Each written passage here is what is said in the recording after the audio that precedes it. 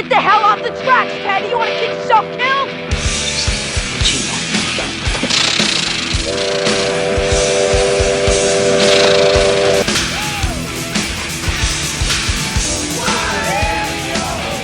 Actually, I'm looking for a Batman number 14. That's a very serious book, man. Only 5 in existence. 4, actually.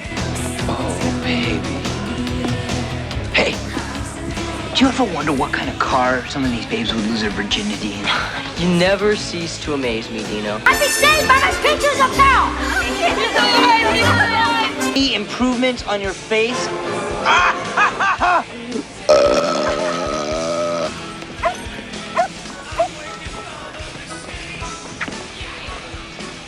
God, I love this street.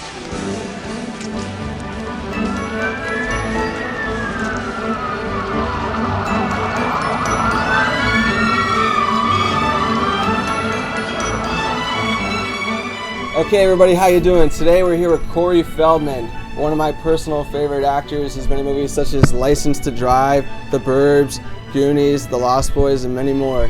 Corey, how you doing today? I'm doing fabulous today. How are you? I'm doing swell. Thank you for making the long drive out here. Much appreciated. You're welcome. To get us started, I wanted to ask you, Corey, what do you feel is your biggest accomplishment in your career? So far, I don't think I've really hit it yet. I think I'm working towards that goal, but I'm getting in the realm now. I can feel it heating up. You know what I mean? Like I feel like I'm percolating towards whatever that great moment is going to be. So I feel like I've hit, strides throughout my career. I mean, we're talking a career that spans 4 decades. So I'd say there's highlights from each decade, there's highlights from each era of my career. But as far as like, have you gotten it yet? Have you hit it yet? No, I don't think so. I think that I've only just begun. I think I'm like maybe at the halfway point, but I've got a lot You've already accomplished so much. It's interesting to hear you say that. Well, you could say that. I mean, you could rest on your laurels and be like, oh yeah, I did all my stuff and I'm the coolest and whatever, but I just don't feel that way. I mean, I'd be lying if I said that. The truth of it is, like, I did some cool stuff as a kid, I did some cool stuff as a teenager, I did some cool stuff as a young adult, but now it's time as an adult to actually like own it and to like, come into my manhood, I guess as you would say. No more kidding around. Time to get serious. Do you want to see yourself now as an actor or a musician, or how do you want to be seen? Oh, I don't ever put myself in a box like that. People have always, my whole career, people have said, well, would you rather be an actor or would you rather be a musician? And the end of the day, I'm about to release my 5th album. My last single, which I'm sure you've heard Ascension, of, Ascension, is the biggest song I've done yet. So, the funny thing is, like 10 years ago, I remember thinking, gosh, you're getting too old for this pop stuff, and now nobody's going to take you seriously, and the chances of getting a hit pop record at this point are probably going to diminish every year. And I almost talked myself into giving up at one point, and then like I went, you know what? But I don't do music to like be the next big teen sensation or the next big pop thing or whatever. I do it because I love doing it. The music video for Ascension Millennium was really impressive. Thank you. It was all one shot. More or less. What was your shot? Yeah. What was your inspiration for that video? I mean, how many times did you have to film it to get it right? Oh my God, we had to do like 50 takes, I think. Oh, wow. And it's still not perfect. I mean, there's a lot of things that I would change if I could. Here, Come on, man! Come on! No! Come on, man!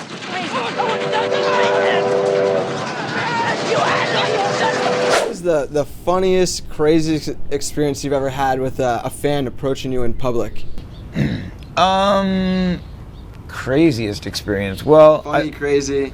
I would say the guy who did the like Jesus thing when I was on tour was pretty crazy. I mean, I've had loads of girls like pass out in my arms or like being rushed away to like ambulances or things like that.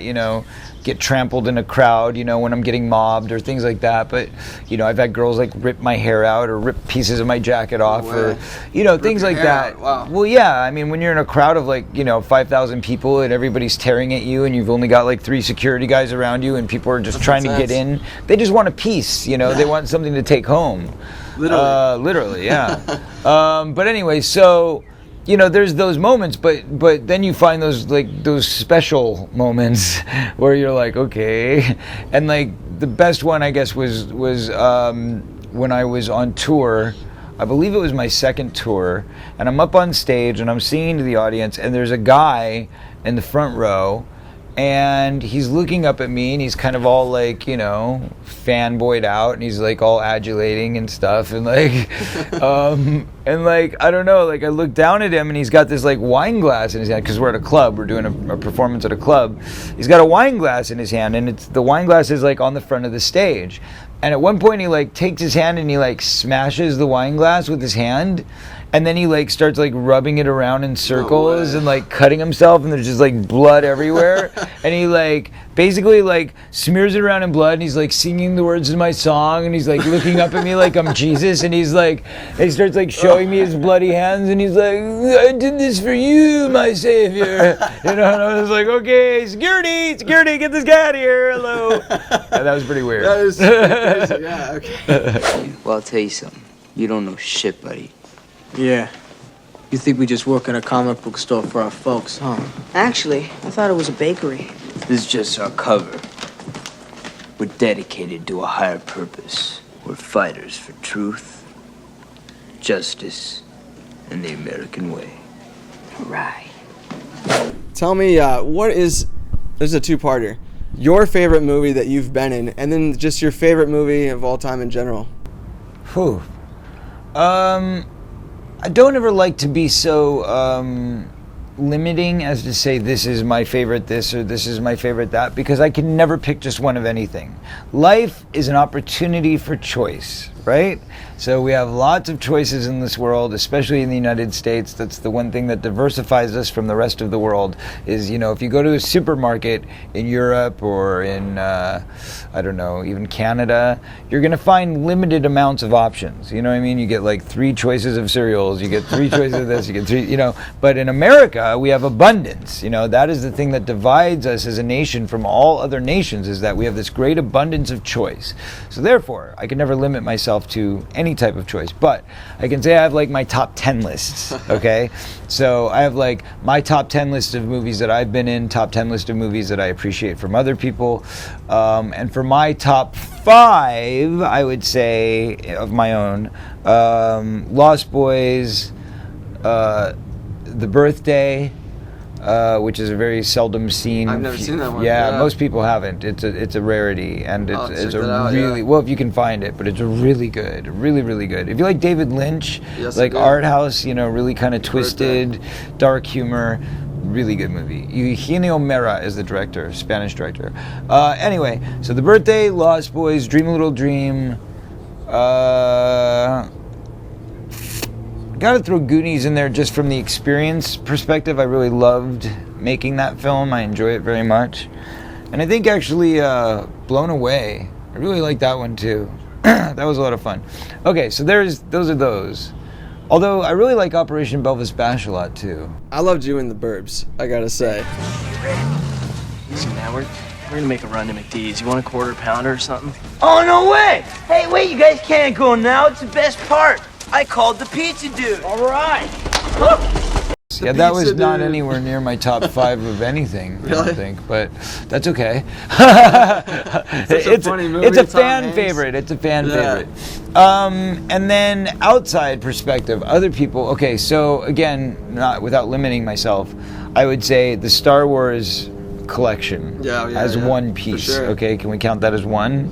Yeah. All 6 movies, and I'm assuming the 3 to come. Well, okay, let's say all 5 movies and the 3 to come. Episode 1 we don't talk about.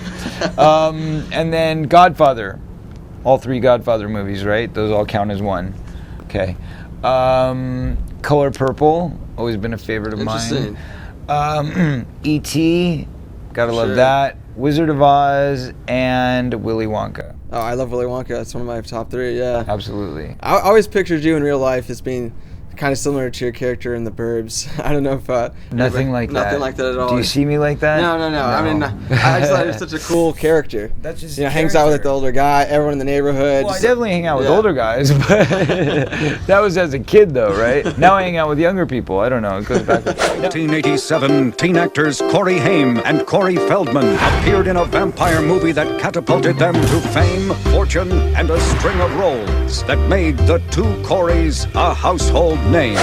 This next question is also a two-parter. Do you think it's harder to become an actor as a child or an adult? And do you have any advice for child actors who are looking, like for, I guess, parents of child actors who are looking to have their child break in? I would say that all of those questions and more will be answered in my new book, which is coming out October 29th from St. Martin's Publishing, called Coreyography. Okay, get the book. There you have it. What is your just general life advice for people? If you had to just one sentence life advice, what would it be? Be positive, always believe in your dreams, and make them realities. Period. That does it, right? Bottom line, assessment, we can have anything we want in life. I truly, truly believe this. As somebody who has been through hell and back many times over, I have definitely suffered some of the hardest living situations that you can imagine in life, other than being like, you know, born in Ethiopia or like in a third world country and like not having food and being a victim of like famine or being a victim of, you know, serious war crimes or things like that. But outside of those kinds of real atrocities, I would say like in a normal living society, I've pretty much had the brunt of it. And all I can tell you is that, you know, I could have taken the road of being a very depressed person. I could have been kind of lost cause, down for the count, no hope at all, one of those people. But I made a choice very early on in life that I was going to face my fears, that I was going to be stronger than most, and that I wasn't going to take no for an answer, and I wasn't going to take it laying down. So instead, I chose to be an optimist. And I believe that, you know, there's great power in self-visualization. We can visualize our future. We can make an ideal of what we want to be, where we want to see ourselves, and we can work towards that goal. And if we really believe in it, and we really are determined enough, and we have enough positive energy, you know, whether it be through prayer or whether it be through, you know, own self-personal value systems, whatever, we can believe in ourselves, we can determine ourselves to make our dreams realities. And that's the main thing, is self-visualization leads to self-realization. And we can realize our future, we can realize our lives. People don't realize that. You know, at the end of the day, people think that, well, you know, I've been kind of dealt a crappy hand, and that it is what it is, and it's never going to get better, so I just have to accept it and deal with it. That's just not true. If you see yourself in a bad situation and you want to be out of that bad situation, just really visualize what it would be like and believe in it every day. You know, be optimistic, believe in positive energy. Positive energy breeds positive energy. Negative energy breeds negative energy. So if you want, you know, you ever notice like when you're having like a bunch of bad luck and it just seems like, oh my God, could it get any worse? Is it going to keep going like this? Like every time I turn around, something else bad happens, right? You know what I'm talking about? Okay, well, when you're in one of those ruts, try this, just try it. If you just stop for a minute and you go, okay, I know everything seems really awful right now, but I'm going to believe that starting tomorrow, everything is going to be good. When I wake up, everything is going to be positive. Everything is going to change. I've already crossed the threshold. I'm now on the other side. And from this point on, everything is going to get better. It works. It really does. It'll have an effect on a lot of people, yeah. I hope so. That's great.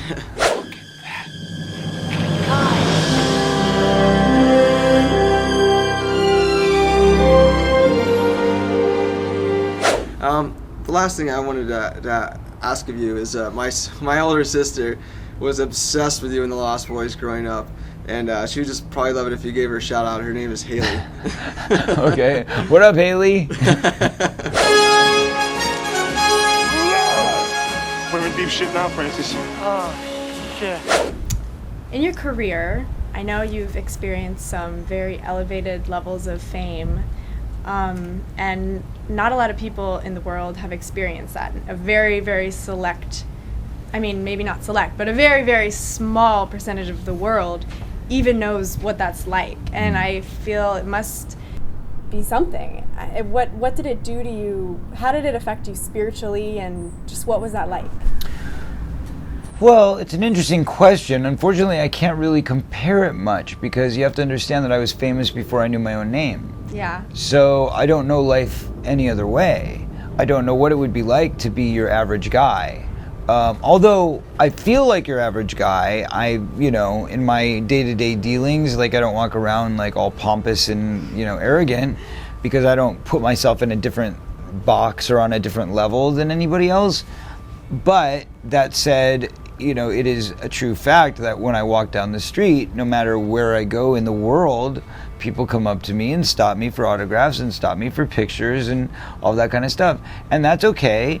I love my fans and I'm very, very grateful. So I always take the time. The only thing I guess that irks me is when, there's a lot of negative people in the world and there's a lot of negative energy in the world. And there's people that would rather put you down or insult you or see you fail because they can't succeed than actually just appreciating what you've done and then using that as an inspiration to help themselves, right? And that's what we should do. We should look at other people's successes and we should use it as inspiration, and we should look at other people's failures and we should learn it as advice. You know what I mean? Like, oh, okay, now I understand. This is what we don't do. Yeah. But unfortunately, people don't do that. They get jealous. They get angry, they get vicious, and they try to bring you down. Like, if I can't have it, then nobody will. And I just don't subscribe to that type of thinking.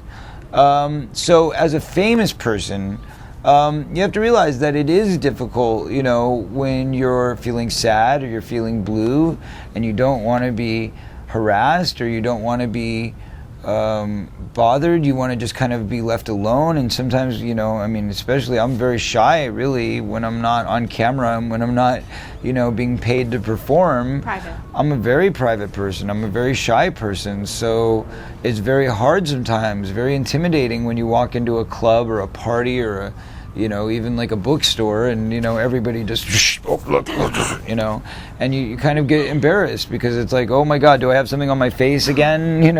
It's like always feeling like you've got something on your face, even when you don't, I guess that sums it up. Yeah. So it's hard sometimes. But that said, I love my fans and I love being able to spread a positive message. So I believe that I've been given a gift in life. I don't see it as a handicap. I see it as a gift. Mm-hmm. And I feel that, I've been given a great opportunity to lend my voice to those who don't have one. So wherever possible, wherever I can, I try to put out a positive message and convey something that can hopefully be inspirational to those who might not be thinking or feeling that way at the time. That's nice. Yo, Rumfield!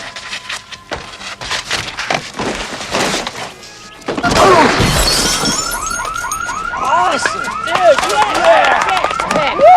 Rumfield, are you okay? Sorry. Yes, I'm all right. That was very cool, man. You said earlier that you feel you haven't reached like the pinnacle of your career. So, what? I know you have the Corey's Angels and to help aspiring talent. What other advice would you give to someone, since the entertainment industry is so hard to break into, now? Like, again, it's all in my book. I don't want to talk too much about the book. Yeah, okay. Coreyography. Nice. And I'll put it this way: Coreyography is a true testament to my work and my life and everything that I've done. And I really go, in some pretty good detail about what it was like, being raised as a child actor, enduring, a very abusive home life as I did as a child, enduring a very abusive and destructive teenage lifetime. I talk in detail about my relationship with Corey Haim, Michael Jackson, the Beatles, Pink Floyd, all my influences. And you also have to understand that the media, through the years has intently and gravely skewed the perspective of who I am as a person, because it's whatever is more convenient for them, whatever sells newspapers, whatever sells, the gossip. And people love to try and alter that perception. They love to turn you into a caricature of yourself and whatever the most convenient is for their purposes. Well, the book is finally my chance to actually say, no, here's the truth. Here's who I am. This is what's been misguided, misled, misperceived through the years. And now you can finally have an opportunity to hear it in my own words, from my heart. This is what's really going on. Wow. So I'm excited about that. It'll be nice also, to put that into the universe. It will be, yeah. And we've got a bunch of new singles coming out with the album. Fred Durst is on the album. Supreme from Wu-Tang Clan. I know that, that's going to be one of the new songs coming out. Also, I did a tribute to Corey Haim, a song called Remember 222. So there's just so much coming out. There's a lot going on right now. Wow. That sounds exciting. Yeah. I bet you really miss Corey, huh? I do. I do. Yeah. I'm very sorry about that. Thank you. Thank you. Well, you know, it's always sad when we lose family, you know. But that said, I hope that the world actually can learn a big lesson from his loss. And, you know, I know that he's definitely in a happier place now. So that's the important thing. He was a very tormented soul. And I know he was waiting for his ticket to ride, so to speak. So he's, I think, in a much better place. And I think that he's going to be happy to see all of this that's happening. And I think hopefully through this book, it's going to really change the perspective that people have right now of what he was and what he was about, because, you know, so many people have this kind of negative image of him or remembrance of him in his career when, you know, he was kind of swept under the carpet. And that's not really fair, because his legacy could light the moon, as I say in the lyrics of my song. I mean, he really has done so much great work, and he was such a talented young man. I think it'll be a sheer pleasure for people to be able to see the other side of him that they might not have thought of. So I'm very excited about putting some new light on that subject. Wow. You were a really good friend to him, and even posthumously. Oh, thank you. Good friend. Thank you. I appreciate that. The last question I have is, you seem to have a lot going on. You seem to be very fulfilled in this industry, and you're in LA, and you know, this is the land of the entertainment. But is there anything else that you've ever felt like you might have a calling for? Like maybe, I don't know, public speaking, counseling, something. Well, I guess I can do any of the above, yeah, it sounds right? like you've done it all. Yeah. I mean, geez, well, you can do anything. I'll put it this way, like, you know, I went through a drug problem when I was young, and I had to get sober very early in life. So I was an addict and an alcoholic and did all of that. And right when I went through my recovery process and then got sober, I went out and I started lecturing at universities, actually, to faculty and staff and council. But yes, I have done my share of public speaking. I've done my share of lectures. I've done my share of writing. I mean, I've been asked to write, you know, columns for magazines. I have been fortunate enough to have some really, really vast and incredible experiences, which have maybe put me a little bit ahead of the learning curve. That said, you know, I'm no professor, so let's leave the educating to the educators. Just let it flow. Let it flow through you. Let it go. Let yourself flow, slow and low. That is the tempo. Yes. That is the tempo. So thank you guys for watching. Corey Feldman, everybody is amazing. Thank you for having me. Thank you for meeting with us. Thank you very much, guys. Great stuff you said. Peace and love. Peace and love. Thank you. God bless. And all things Corey's Angels. Yo, what's up, YouTube? This is Brandon Kaplan, the creator of Sloppy Laughs, asking you guys please subscribe. We have a lot of funny videos coming up soon. We got pranks, music videos, short films, animation, everything. It's gonna be awesome. So much stuff coming to you guys. Our behind the scenes like documentary I did coming out all about battalion. You definitely want to check back for that. Thank you for watching.